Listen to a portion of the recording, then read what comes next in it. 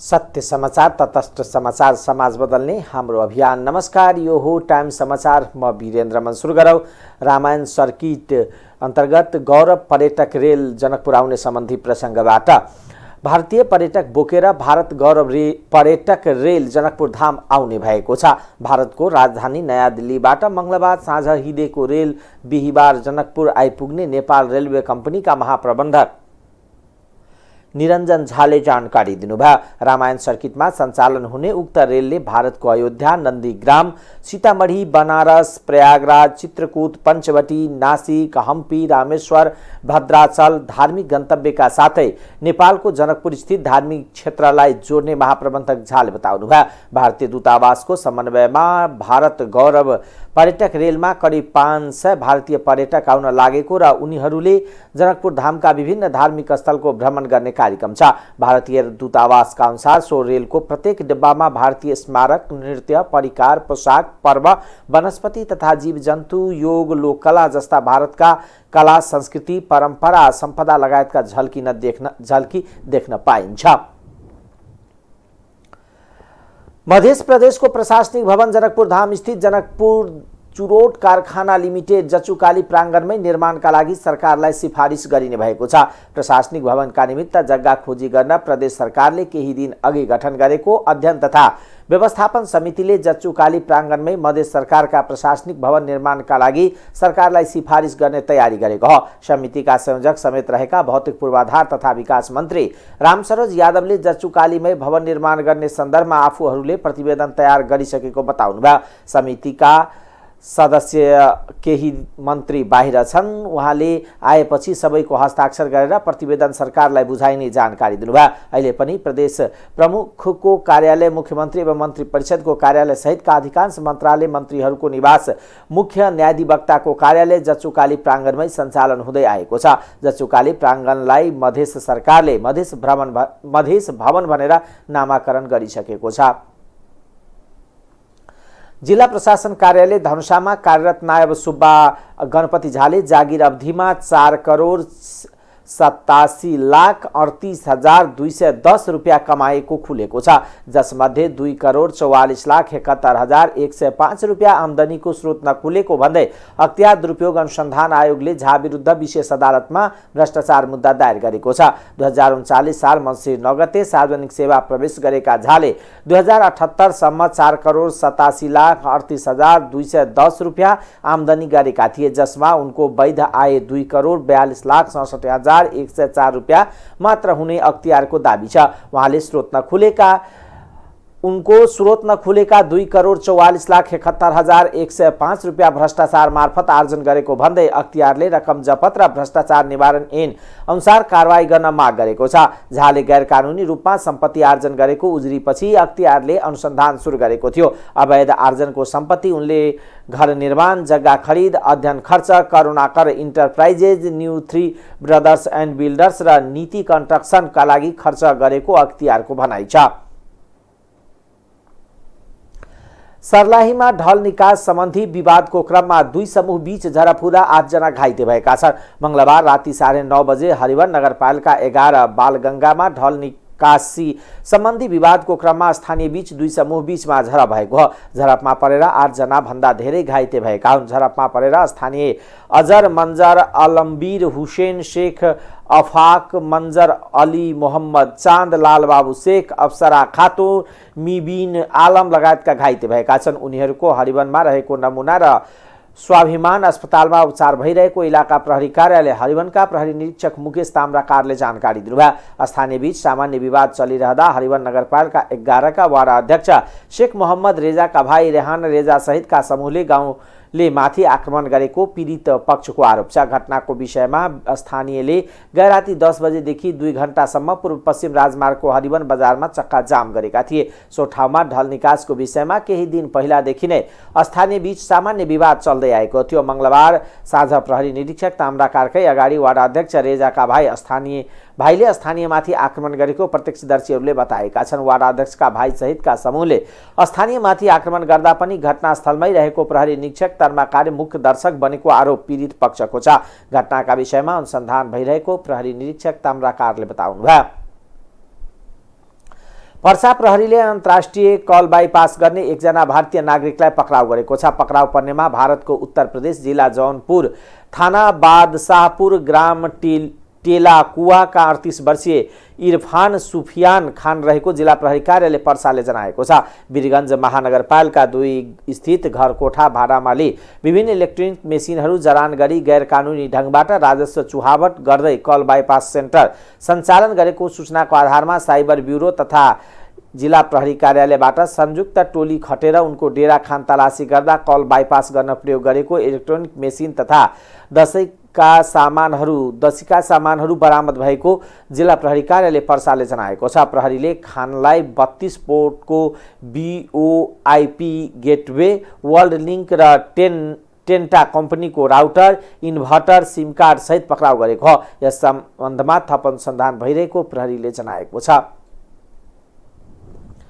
बारामा 2 मोटरसाइकल एक आपसमा ठोकिँदा एक युवकको ज्यान गएको छ। अन्य 4 जना घाइते भएका छन्। ज्यान जानेमा बाराको करैयामाई गाउँपालिका 1 का 22 वर्षीय तररेज आलम रहेका छन्। कलैया महानगरपालिका 27 स्थित बुजलपुरबाट कलैयातर्फ जाँदै गरेको ना 28 प नम्बरको विपरीत दिशाबाट जाँदै गरेको ना 34 प 7922 नम्बरको मोटरसाइकल एक आपसमा ठोकिँदा सो दुर्घटना भएको हो।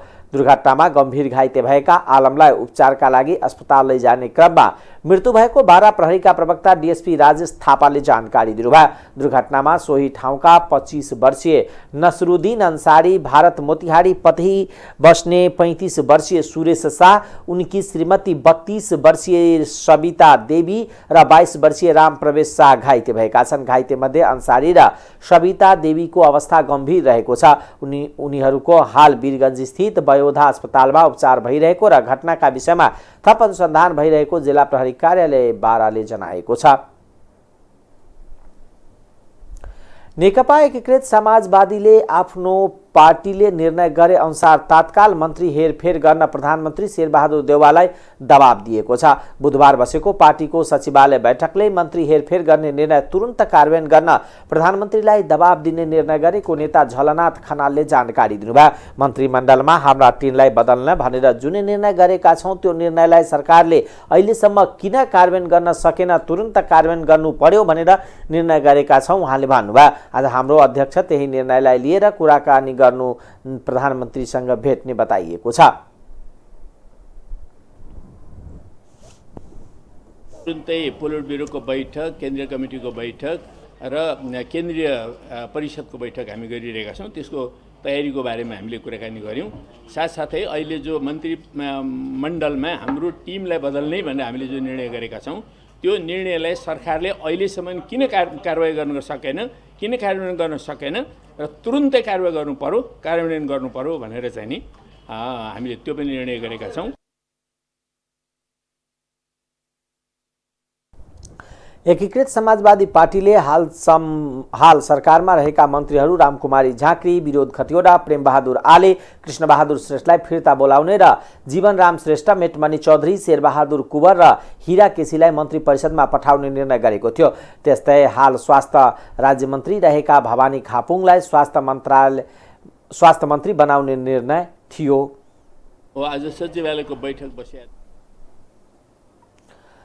बलात्कारको घटनामा कडाभन्दा कडा कानुन बनाउनु पर्ने सांसदहरूले जोड दिएका छन्। बुधबार प्रतिनिधि सभा अन्तर्गत कानुन न्याय तथा मानवाधिकार समितिको बैठकमा बोल्दै सांसदहरूले बलात्कारको घटना दिन प्रतिदिन बढिरहेको र पीडितले न्याय नपाउने गरेको उल्लेख गर्दै कडाभन्दा कडा कानुन व्यवस्था हुनुपर्ने बताएका हुन्। समितिको बैठकमा यौन हिंसा विरुद्धका केही ऐनलाई संशोधन गर्न बनेको विधेयक र फौजदारी कसुर तथा फौजदारी कार्यविधि सम्बन्धी केही ऐनलाई संशोधन गर्न बनेको विधेयकमाथि संशोधन हाल्ने सांसदहरूले बलात्कारको घटनामा कानुनी दायरालाई कडाई गर्नुपर्ने बताएका हुन्। नेपाली कांग्रेसकी सांसद पुष्पा भूषालले बलात्कारको घटनामा उजुरी लिन हदम्याद राख्न नहुने बताउनुभयो। हदम्याद राख्दा अपराधीहरू ठूलो घटनाबाट उम्किनका साथ अर्को घटनामा संलग्न हुने उहाँले बताउनुभयो। कानुनी व्यवस्था कडा हुँदा पनि बलात्कारको घटना न्यूनीकरण नभएको र अपराधी निरुत्साहन हुन नसकेको भन्दै हदम्याद हटाएमा घटना कम हुँदै जाने उहाँको भनाइ छ।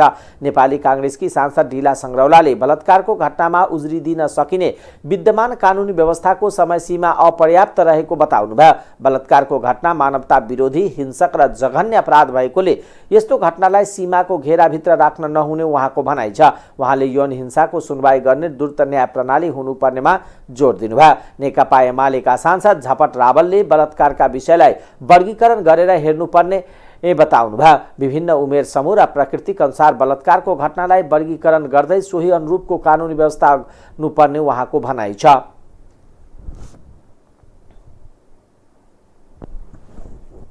गम्भीर घटना हो कि यसमा कन्डिसन राख्नु हुँदैन।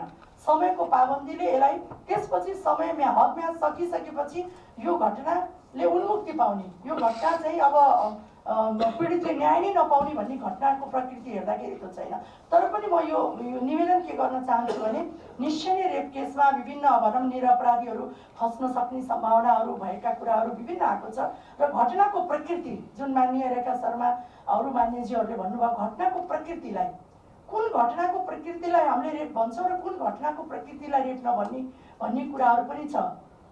किनभने हामीले म्यारिटल रेप जस्ता कुराहरू पनि भनौँ न कानुनबाट हामी उल्लेख गरिसकेका छौँ भने यो रेप केसको घटनाको प्रकृतिका कुराहरूलाई पनि हामीले व्याख्यात्मक ढङ्गबाट यदि उल्लेख गर्न सक्यौँ भने मलाई के लाग्छ भने झुट्टा उजुरी कसैमाथि पनि पर्दैन।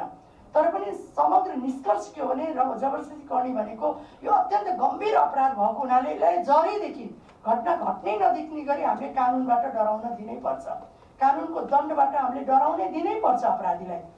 त्यो हिसाबबाट पनि यो हदम्यादलाई चाहिँ हटायो भने घटनाको प्रकृतिलाई बरु व्याख्या गरौँ, छलफल गरौँ, कस्तो घटनाक्रमलाई हामीले रेप भन्ने, कस्तो घटनालाई नभन्ने भन्ने कुरालाई बरु हामी व्याख्या गरौँ।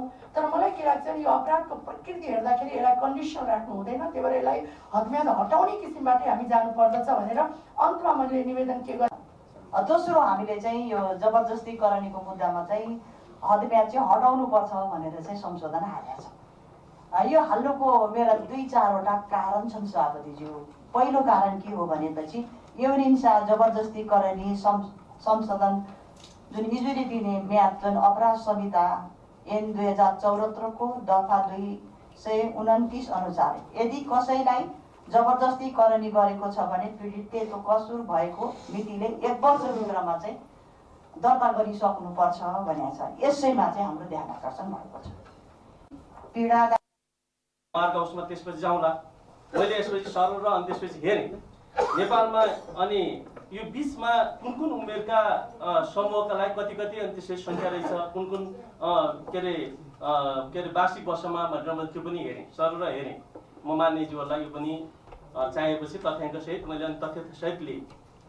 मैले अनि जुन जस्तै तपाईँको 10 वर्ष मुनिदेखिकाहरूको अवस्था के छ, 10 देखि 14 का अवस्था के छ, 14 देखि 16 को अवस्था के छ, अनि 16 देखि 18 को अवस्था के छ, जो नेपालको कानुनले बिहे गर्नु योग्य भए भनेका उमेरकाहरूको अवस्था के रहेछ र त्यसपछि अनि अब जो अनि योग्य भइसकेपछिकाहरूको अवस्था त्यो कस्तो विकृतन भइरहेको छ, बिहे के हो र यौन व्यवसाय के हो, यसका बारेमा पनि अब मुलुक छलफल गर्नुपर्छ कि पर्दैन।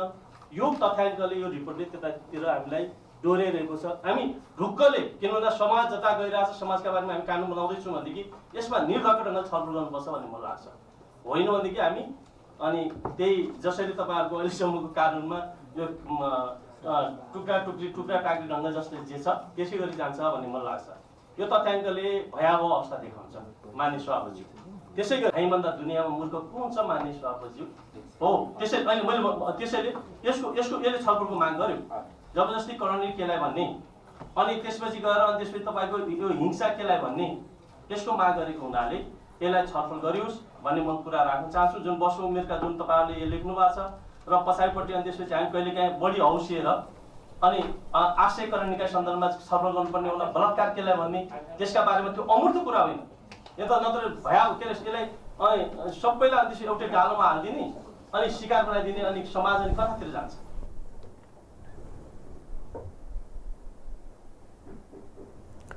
सांसद रावलले यौन हिंसाका घटनामा बालिकाहरू मात्र नभई बालकहरू पनि पीडित हुने भन्दै पीडित बालकहरूलाई समेत सम्बोधन हुने गरी कानुन बन्नुपर्नेमा जोड दिनुभयो। उद्योग वाणिज्य तथा आपूर्ति मन्त्री दिलेन्द्र बडुले अन्तर्राष्ट्रिय बजारमा पेट्रोलियम पदार्थको मूल्य वृद्धि भएका कारण नेपालमा पनि मूल्य वृद्धि गर्नु परेको प्रश्न पार्नु भएको छ। राष्ट्रिय सभाको बैठकमा पेट्रोलियम पदार्थको मूल्य वृद्धि बारे सदनलाई जानकारी गराउँदै 2071 सालदेखि नै अन्तर्राष्ट्रिय बजार अनुसार पेट्रोलियम पदार्थको मूल्य बढेर प्राप्त हुँदा नेपालमा पनि बढाउने र घट्दा घटाउने प्रक्रिया सुरु भएको प्रश्न पार्नुभयो। मन्त्री बडुले प्रशोधित पेट्रोलियम पदार्थको मूल्य अन्तर्राष्ट्रिय बजारमा बढिरहेको अवस्थामा निगमले हाल आफू घाटामा रही कारोबार गरिरहेको बाध्यात्मक अवस्थाबारे पनि सदनलाई जानकारी गराउनुभयो। उहाँले विगत केही समय यता अन्तर्राष्ट्रिय बजारमा पेट्रोलियम पदार्थको मूल्य निरन्तर बढिरहेको निगमलाई जेठ मसान्तसम्म करिब 50 अर्ब घाटा हुने गरेको र इन्डियन आयल कर्पोरेसनलाई बुझाउनु पर्ने 22 अर्ब बक्यौता रहेको जानकारी दिनुभयो।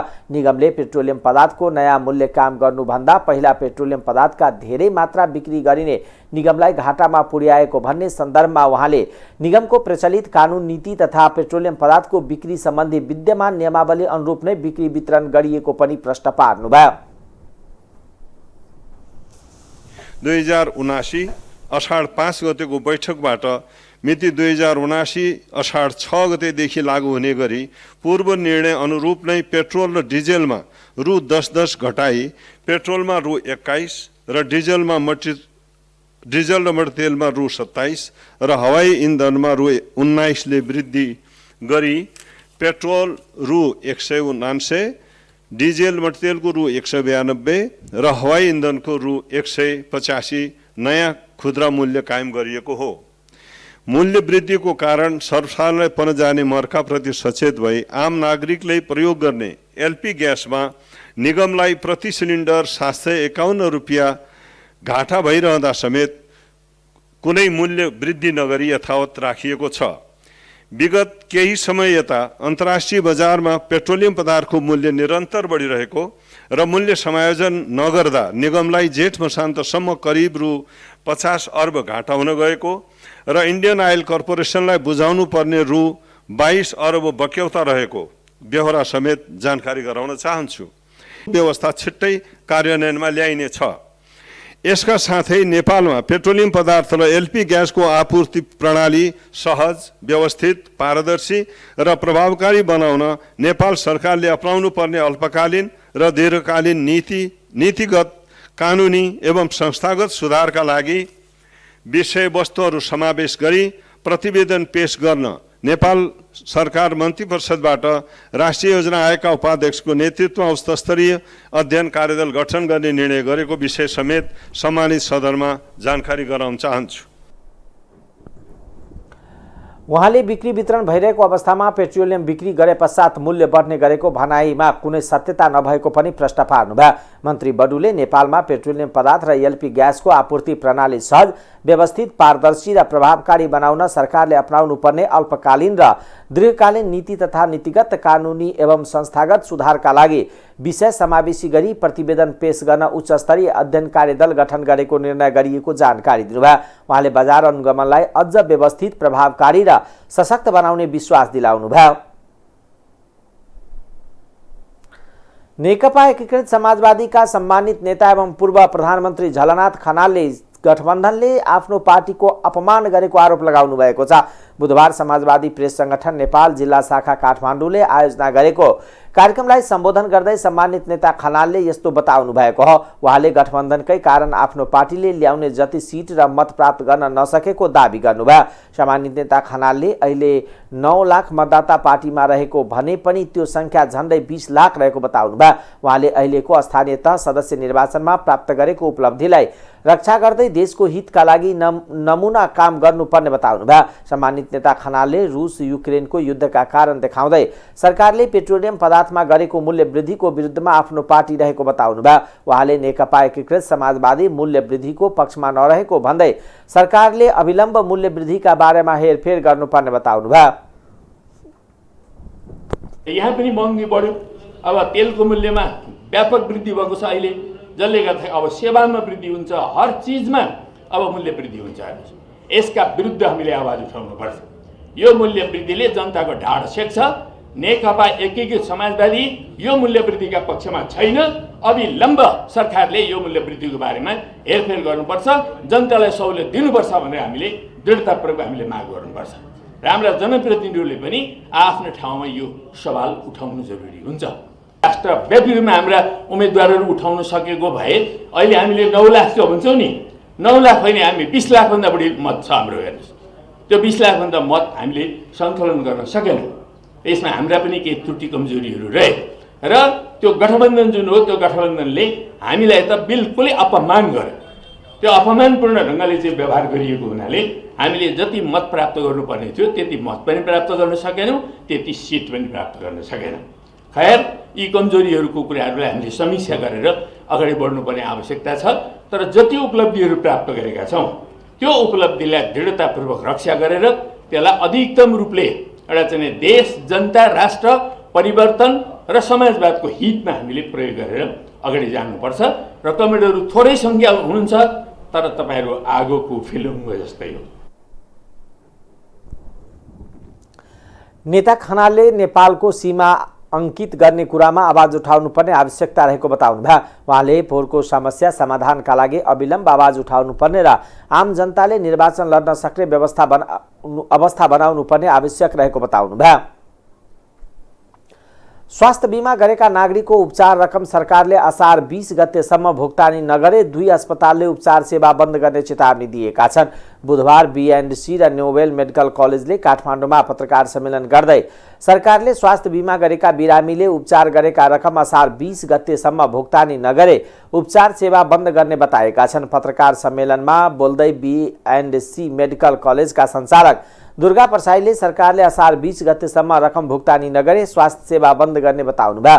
उहाँले सरकारी अस्पतालमा 8 करोड पुग्दा सेवा बन्द गर्ने निर्णय गरिसकेकोले आफूहरूले पनि बन्द गर्न सरकारले बाध्य बनाएको आरोप लगाउनुभयो। सञ्चालक प्रसाईले सरकारले ल्याएको बीमा नीतिमा जनतालाई सबै कुरा निशुल्क भनेर भ्रम छरिएको बताउनुभयो। उहाँले सरकारले अहिले स्वास्थ्य बीमामा छुट्याएको रकम मध्ये 3 अर्ब बीएनडसीलाई दिए पूर्वका 32 लाख जनतालाई घरसम्ममै एम्बुलेन्स सेवा पुर्याउने गरी उपचार दिने बताउनुभयो। सञ्चालक प्रसाईले आगामी 5 वर्षमा नेपालमा सञ्चालनमा रहेको निजी अस्पताल बन्द हुने दावी गर्नुभयो। उहाँले सरकारको नीति आगामी वर्षभित्र सबै निजी लगानीका अस्पताल बन्द हुने बताउनुभयो। प्रसाईले गोविन्द केसीले अनसन बसेर ल्याएको पछिल्ला चिकित्सक शिक्षा ऐनका कारण यी सबै कलेज बन्द हुने तर्खरमा रहेको दावी गर्नुभयो।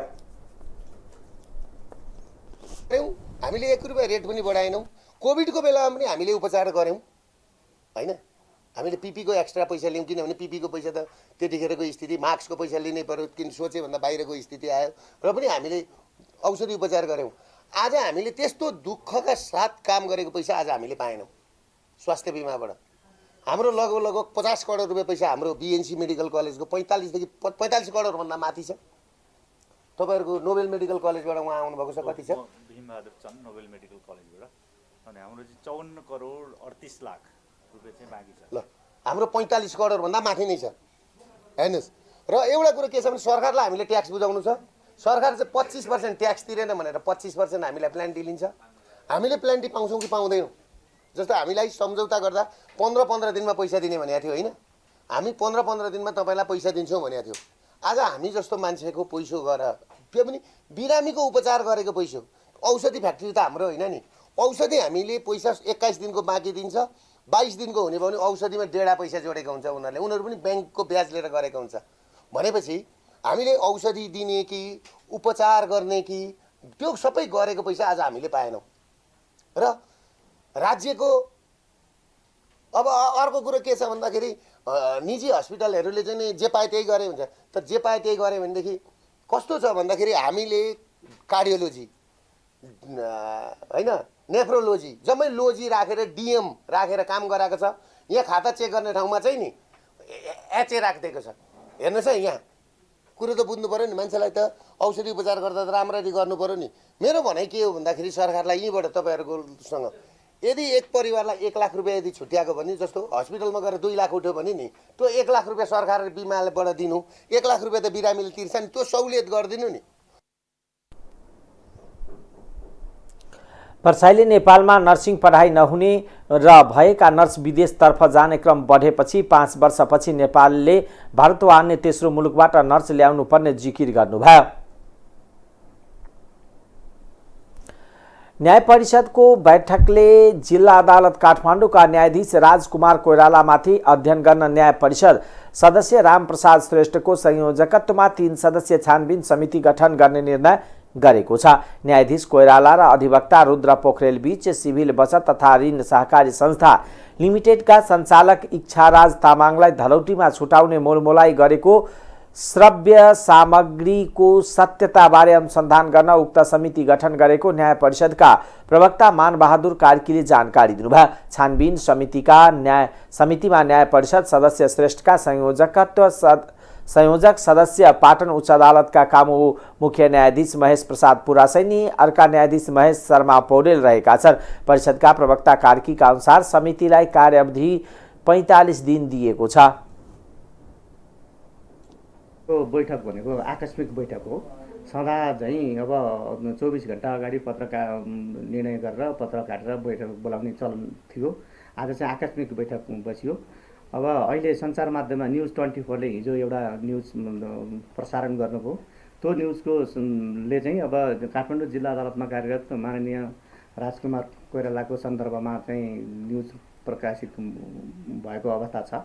त्यही न्युजलाई आधार बनाएर आज त्यही समाचारकै सन्दर्भमा छलफल गर्नका लागि मूल विषय नै त्यही विषय राखेर न्याय परिषदको बैठक बस्यो र न्याय परिषदको बैठकले सो विषयमा छानबिन गर्नका लागि भनेर जाँचबुझ गर्नका लागि भनेर न्याय परिषदका माननीय सदस्य रामप्रसाद श्रेष्ठज्यूको अध्यक्षमा उच्च अदालत पाटनका माननीय न्यायाधीश कामु मुख्य न्यायाधीश महेश प्रसाद पुडासैनी विज्ञ सदस्य र सोही उच्च अदालतका माननीय न्यायाधीश महेश शर्मा पौडेल विज्ञ सदस्य भएको 3 सदस्यीय जाँचबुझ समिति गठन गर्ने निर्णय गरेका छ र सो समितिले कार्य प्रारम्भ गरेको 45 दिनमा चाहिँ आफ्नो प्रतिवेदन न्याय परिषदमा पेश गर्ने भन्ने उहाँहरूलाई त्यसको कार्य अवधि दिएको छ र जाँचबुझ ऐन 2026 अनुसारको उहाँहरूले अथोरिटी प्राप्त गर्नुहुन्छ र त्यही अनुसार काम गर्नुहुन्छ र यो सूचना चाहिँ अब भोलि हामी राजपत्रमा प्रकाशित गर्न पठाउँछौँ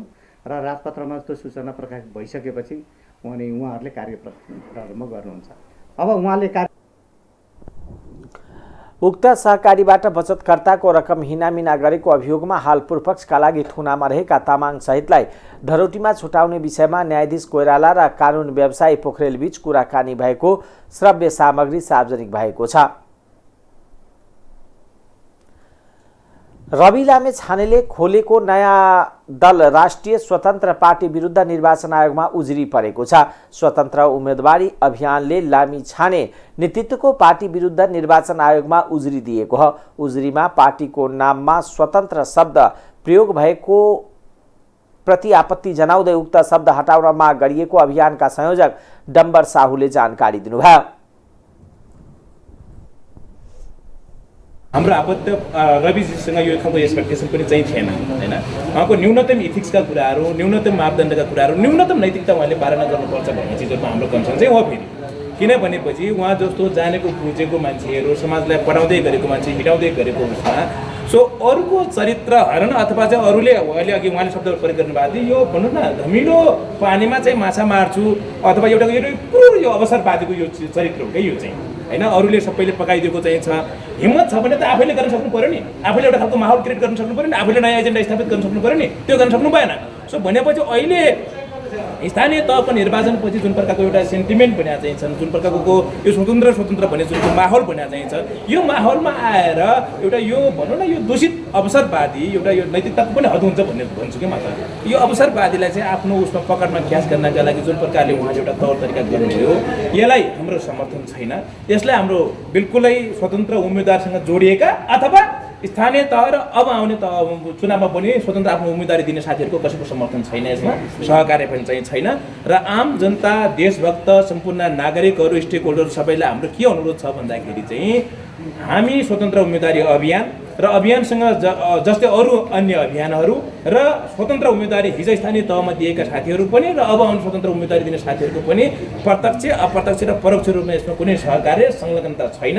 रविजीहरूको पार्टी हो र म रविजीलाई के अनुरोध गर्छु भन्दाखेरि तपाईँलाई नै यसले एउटा खालको भन्नुहोस् न ब्याकफायर हुनसक्छ, किनभने तपाईँले अरूले पकाइदिएको खाना खानु भएको चाहिँ छ अथवा अरूले पकाएको सबै चिजहरूलाई एउटा भन्नुहोस् न परिदृश्यलाई अथवा माहौललाई चाहिँ क्याच गर्न खोज्नु भनेको एउटा यो क्रूर अवसरवादीको एउटा संज्ञा दिन चाहन्छु मैले। उहाँले आफूले सच्याउनु भएन भने यो उहाँकै लागि ब्याकफायर हुन्छ। यसले चाहिँ आम जनताले, स्टेक होल्डरले, मतदाताले र इभन देशले, सरकारवालाले यसलाई सहर्ष स्वीकार गर्दैनन्। उहाँको चरित्र फेरि नाङ्गिन्छ।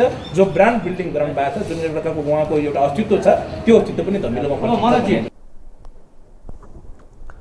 रवि लामिछानेले राष्ट्रिय स्वतन्त्र पार्टी घोषणा गर्दै मंगलबार निर्वाचन आयोगमा दल दर्ताका लागि निवेदन दिनुभएको थियो। उहाँको पार्टीको चुनाव चिन्ह घण्टी प्रस्ताव गरिएको छ। उजुरीका सम्बन्धमा अध्ययन एवं छानबिनपछि उचित निर्णय लिने आयोगले जनाएको छ।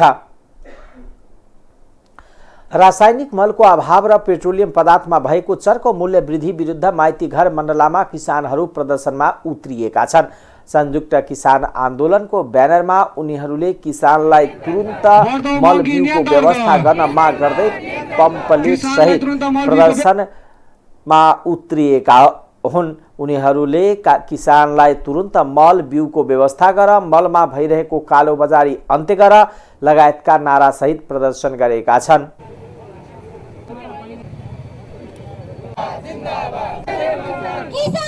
बढेको छ। यस्तो किसानको यस्तो किसिमको अवस्थामा असारको आज 15 आउँदैछ र रोपाइँको सारा देशभरि रोपाइँ गरेर सरकारको भूमिका खोज्न आइरहेका छन्। सरकारबाट अब आर्थिक समाचार।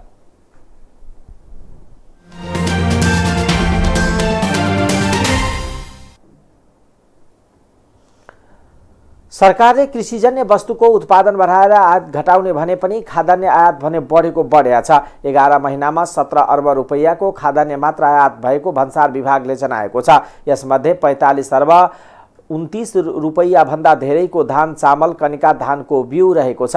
त्यस्तै 1 खर्ब 13 अर्ब रुपैयाँको घिउ, तेलजन्य वस्तु, कच्चा पदार्थ, 34 अर्ब 15 करोड रुपैयाँको तरकारी, 22 अर्ब 77 करोड रुपैयाँको फलफूल, 8 अर्ब 44 करोड रुपैयाँको चिया कफी र 27 अर्ब रुपैयाँको खाद्य उद्योगका लागि चाहिने कच्चा पदार्थ आयात हुने भएको छ। त्यस्तै 11 महिनामा 1 खर्ब 53 अर्ब रुपैयाँको फलाम र स्टिल र 1 खर्ब 33 अर्ब रुपैयाँको मेसनरी सामान, 1 खर्ब 13 अर्ब रुपैयाँको विद्युतीय सामग्री, 93 खर्ब रुपैयाँको गाडी र 45 अर्ब रुपैयाँको प्लास्टिक र 64 अर्ब रुपैयाँको औषधि तथा कच्चा पदार्थ आयात भएको विभागले जनाएको छ।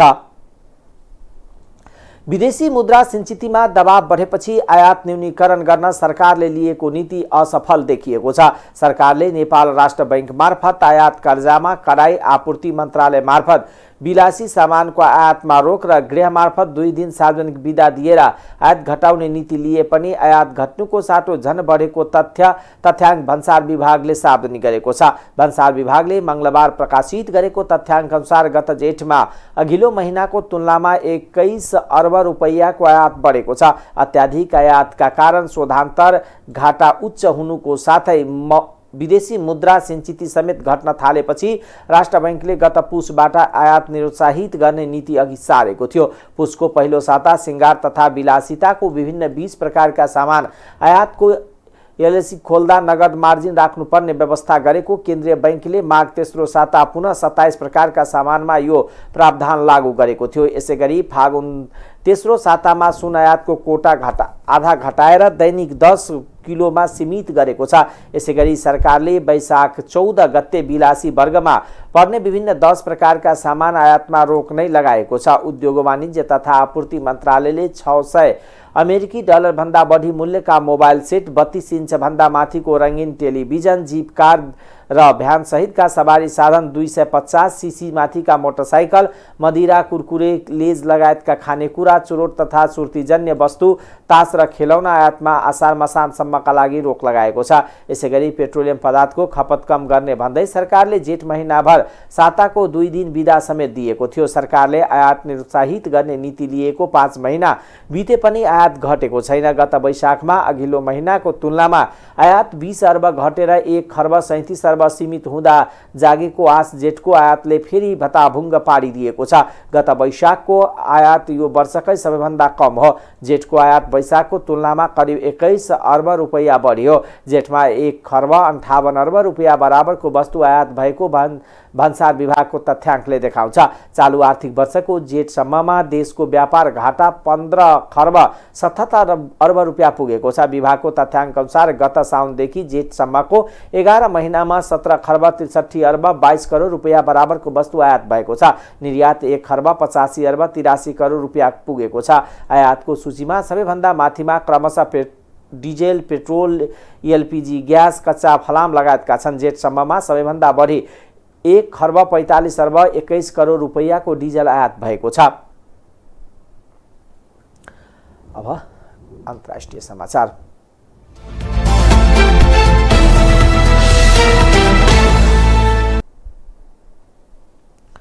अफगानिस्तानमा आएको शक्तिशाली भूकम्पमा परेर 250 जनाको मृत्यु भएको छ। त्यस्तै कम्तीमा 150 जना घाइते भएका छन्। 6.1 मेगाचुटको अफगानिस्तानको खोस्त सहरभन्दा करिब 44 किलोमिटर केन्द्रबिन्दु भएर भूकम्प गएको थियो। उक्त भूकम्पको धक्का पाकिस्तान र भारतमा समेत महसुस भएको थियो। एक स्थानीय अधिकारीले बीबीसीसँग 250 जनाभन्दा बढीको ज्यान गएको बताएका छन्। सरकारका प्रवक्ता बिलाला किरिमीले पक्तेका प्रान्त 4 जिल्लामा ठूलो धक्का भएको र यसबाट सयौंको ज्यान गएको जानकारी दिएका छन्। मृतकको संख्या थप बढ्न सक्ने सम्भावना छ। सामान ढुवानीमा लिथुएनियाले नाकाबन्दी लगाएपछि रुसले कडा प्रतिक्रिया जनाएको छ।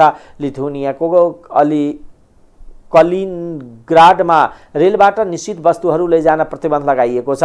कलिनग्राड रणनीतिक रूपमा महत्त्वपूर्ण रुसी भूभाग हो। वरिष्ठ रुसी सुरक्षा अधिकारी निकोलाई प्राटेसेपले लिथुएनियाले चतुरतापूर्ण व्यवहार गरेको र यो गम्भीर विषय भएको बताउनु भएको छ। साथै उहाँले निकट भविष्यमा उपयुक्त कदम चाल्ने चेतावनी समेत दिनुभएको बीबीसीले जनाएको छ। यो नाकाबन्दी पश्चिम देशको उक्साहटबाट भएको रुसको आरोप छ। तर लिथुएनियाले रुसले युक्रेनमाथि गरेको आक्रमणपछि युरोपेली संघले लगाएको प्रतिबन्धको पालना मात्र गरेको जनाएको छ। यसअघि योले युक्रेनमा उत्पादित खाद्यान्नमा रुसले नाकाबन्दी लगाएको र यो युद्ध अपराध भएको भन्दै टिप्पणी गरेको थियो। रुसले गएको फेब्रुअरी 24 देखि युक्रेनमा निरन्तर आक्रमण गर्दै आएको छ। टाइम्स समाचार अहिलेको लागि यति नै। हेर्दै गर्नुहोला टाइम्स टेलिभिजन। नमस्कार।